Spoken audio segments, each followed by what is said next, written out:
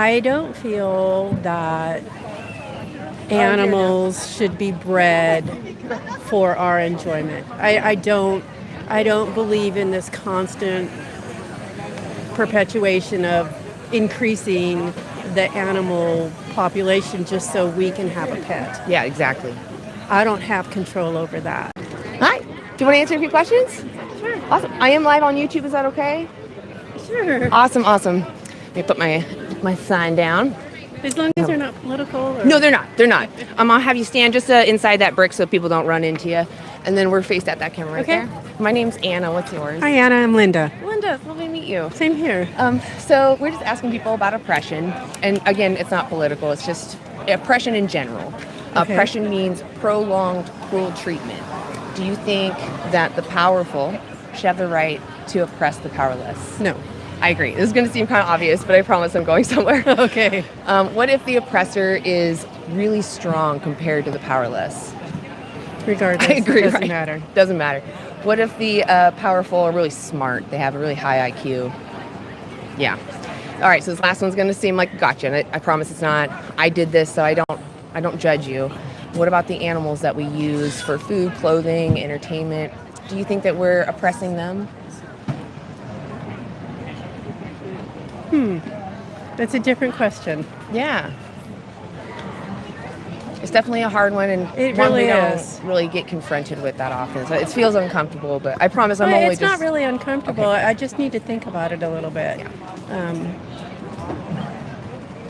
That's a hard one because they are weaker, absolutely weaker. They don't have a choice. Yeah. So I would say yes. Yeah, I agree. Do you think that there's anything that we need from animals? Like, is there something that is why we put them in that situation? We have to do it. Well, when you say in that situation, you're just talking about something that's cruel to them. Is that correct? Or are you talking about pets? I'm actually, you bring up a great point. I'm bringing up everything because this is where people kind of get stuck. We are sentient, animals are sentient, right? Mm-hmm. Like sentience means just being able to experience life, have emotions. Okay.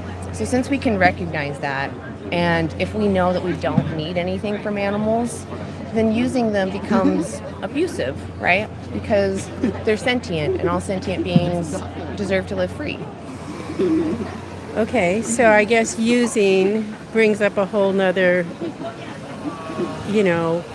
conversation almost. I have pets. Mm-hmm. I have 2 dogs. Yeah. And I love my dogs, and I treat them very well. Yeah. And I think that they have a great life. This is where pets are definitely in a gray zone. When you adopted them, were you doing it because you wanted benefits, or was it because you saw someone that needed help? Both. Okay. Well, I could see that if you were trying to give someone help and the benefit came as a relationship, that's totally fine. There's nothing exploitative about that. If you were demanding that they be born into existence, like you go to a breeder. Yeah, so I don't feel that animals should be bred for our enjoyment. I don't believe in this constant perpetuation of increasing the animal population just so we can have a pet. Yeah, exactly. I don't have control over that. Of course not. You do in a small bit if you demand it, right? If you go to the breeder and give them money, they're going to keep doing what they're doing because it's called supply and demand, right? You're putting in But a if I demand. go to the pound, that's different. and I get a dog, then that's different. Then it's that, like I said, that dual exchange where I'm rescuing them, so to say, and I'm also getting enjoyment. So. Well, let me put it this way, because you sound like a really kind person. If suddenly your dog was to not be as friendly, like they're not attacking you, but maybe they don't enjoy cuddles as much or certain things that you specifically enjoy, but they're still finding things that they find happy, would you get rid of them? No. Exactly. You see them as, I'm assuming. It's their quirks. You know? I still love them. Exactly. So the difference would be if someone was exploiting their pet, it'd be more like this animal doesn't fit my needs anymore, so I'm going to get rid of them, right? That's kind of exploitation. I'll give you another example. Like I could go to like a shelter, right, and adopt an animal as a baby, like a puppy. And I'm like, oh, I love puppies. And then that dog gets a little bit older, and I'm like, I don't care for this dog anymore. I'm going to bring him back to the pound. I'm going to get myself another puppy. Do you see how that's more like exploitation? I've seen it happen. Yeah, no, it's definitely happened. It's gross. So since we covered pets, the bigger issue is more like how we use animals in like food and clothing. And testing. Yeah, and testing. So do you think that those things are oppressing animals?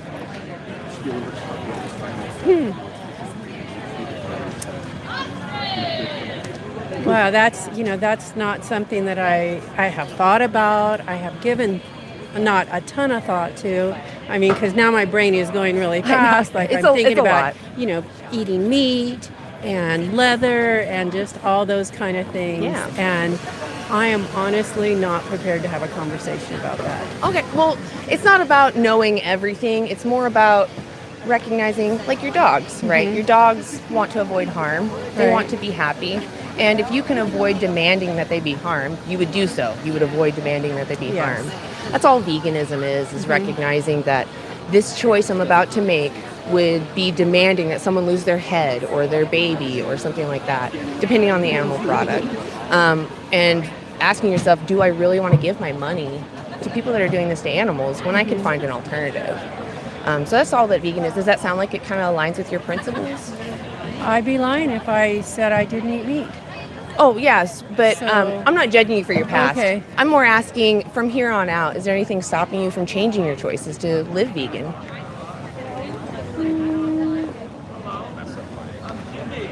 I mean, it's a personal choice, so there's nothing stopping me except myself. Right. So it's like I guess, what about the animal's choice? They don't have a choice. If they could tell you their preference, what do you think it would be? To be used nicely, or to not be used at all? I mean, that's pretty obvious. I know, right? They would ask not to be brought into existence in the first place, to be used for food or clothing or whatever. Exactly. Do you know how supply and demand works? I know it kind of went over it. Okay, yeah. So every time you pick up that package, you are sending that next individual. If you move your demand to plant-based products, they actually reduce how many animals they breed into existence. So one person going vegan can save, I think it's 100 to 300 animals a year, which is huge. If someone went to like the dog meat market and was able to save even just one dog, that person's considered like a hero. So I'm just trying to instill power in people to know that they have the power to save up to 100, if not more. So how do fish play into that? Yeah, so fish are sentient. They've done studies on, there's a zebrafish study where they injected them with something that gave them pain. And they showed that they wanted to relieve their pain. They had 2 tanks, one with recreational toys and one without. But the one without had the medicine to relieve their pain. And they all went into the barren tank, even though we had seen in previous studies that they went into the recreational tank. So they want to avoid pain. They change their activities when they feel suffering. And when it's relieved, they go back to being their normal selves. So if we know that fish suffer and they don't want to, and we can live without them, what are we doing to them? Why are we pulling someone out of their home? It's not really fair. Okay. Yeah. I mean, I don't know. I'd have to think about that one too, because I eat a lot of fish and I go fishing. And if I don't eat them, something bigger is going to eat them. Well, that's not necessarily true. Not all animals die from predation. I understand what you're saying, but personally, right, I could die a tragic death. I could be hit by a car. Someone could murder me. I don't want to die that way. But that doesn't mean I want someone to end my life before that happens because they want to prevent that. I'd rather take my chances. And I'm sure most sentient beings would agree that I'd rather live as much as I can. Right. Yeah. So does that help with fish? Does that clear that up? Again, it comes down to a personal choice. And like your question is, what would stop me from, going forward? So you do keep saying personal choice, but I want to keep pointing to the animals. I know they don't physically actually have a choice, but imagine you were them. I know. What would you want your oppressor to do? Would you want your oppressor to take mercy on you and leave you alone when they know they could? I would. So would you be willing to do that? Could I give you at least some resources to look into?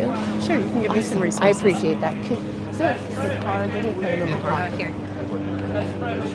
Oh, I'll just take one from you. Awesome. So this side just has a documentary. It just shows standard practice. Okay. So if you are going to continue demanding animal products, even from the market, they have to go through the standard practice. So that's the colorful side. If you scroll below that, because it just shows you the cover art of the video, you can hit play on it. If you scroll below that, it actually has something called nutritionfacts.org, which is super helpful. They just made an easy checklist to make sure you get everything you need from a whole food plant-based diet. You don't have to follow it, but it's just a nice way to know that you can get everything. And I just want you to recognize the animals. They're just like your dogs, They just want to live. So I appreciate you stopping by. Same here. Tell me your name again. Anna. What was yours? Anna. It's Linda. Linda. It was a pleasure talking to you. It was a pleasure. You really are an open-minded person. It takes a strong person to come up to a stranger and talk about this. So you only live once. It pushes me out of my comfort zone, so I enjoy doing it. Way to go. I mean, seriously, I have a hard time approaching people, so I really appreciate people approaching me. Right. Yeah. Have a good day. You too. Enjoy the market. You too. All right. See ya.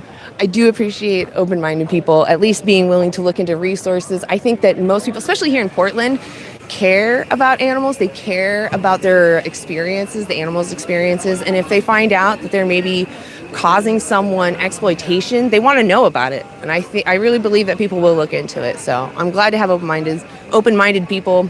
I want more people to be like gung-ho. I'm not going to abuse animals anymore, but we'll see what we get.